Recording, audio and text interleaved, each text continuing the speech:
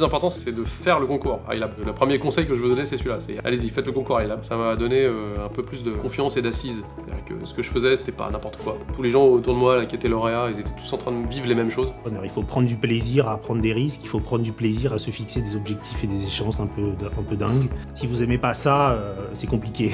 Quand vous passez de chercheur à entrepreneur, c'est quasi irréversible. On n'a pas eu le sentiment de sauter dans le vide, on a plutôt eu le sentiment de marcher sur un pont d'une rive à une autre.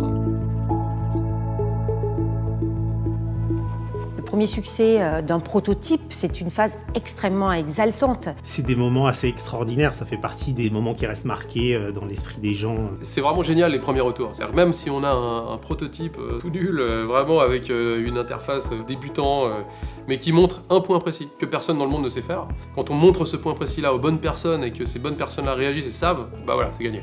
Ça, c'est génial. C'est aussi un soulagement parce que c'est un moment où on ne se rend pas compte de tout ce qui reste à faire, parce que ce n'est qu'un prototype, ce n'est pas encore un produit, mais pendant un instant, c'est le plus beau produit du monde. Dès la première satisfaction intense de la première commande reçue, on ne se pose plus de questions et on rentre de nouveau de façon très profonde dans garantir la satisfaction du client, nettoyer les imperfections qu'il peut y avoir sur le premier prototype. La première commande, en fait, pour un entrepreneur, c'est vraiment le Graal. Vous avez tout parié sur quelque chose et il y a quelqu'un qui vous dit que vous avez raison. Moi, j'en ai pleuré.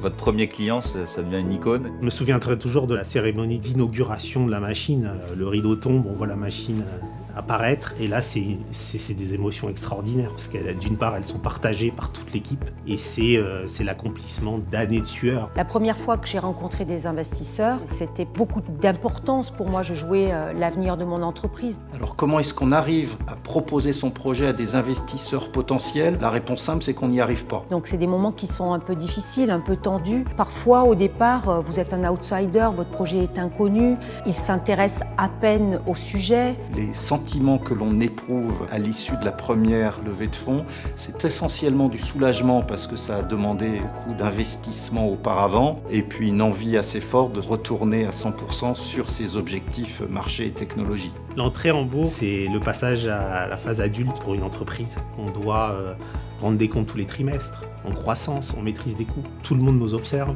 nous analyse. Je pourrais vous raconter qu'on apprend de ses échecs, que ce qui ne tue pas renforce, etc. Ce qui est sans doute un petit peu vrai, mais au final, les blessures sont là. Quand on fait un plan de sauvegarde, quand on arrête une gamme alors qu'on l'a vendu à un client, quand on perd un contentieux. Pour se lancer, il faut être totalement naïf. Au début, je pensais que la boîte, ça allait demander 3 personnes pendant 2 ans pour faire le produit qui allait révolutionner la 3D.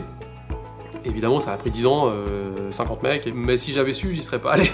Comment se remobiliser après un échec? Je crois que c'est parfois un peu dur quand même, mais la question ne se pose pas vraiment parce que la vie et la vie de l'entreprise, en général, ne vous laisse pas le loisir de vous apitoyer sur votre sort plus que quelques heures ou quelques jours. C'est le terreau de l'innovation, et donc les startups souvent se construisent sur quelque chose de nouveau. Mais je pense que n'importe quelle boîte devrait prendre des risques.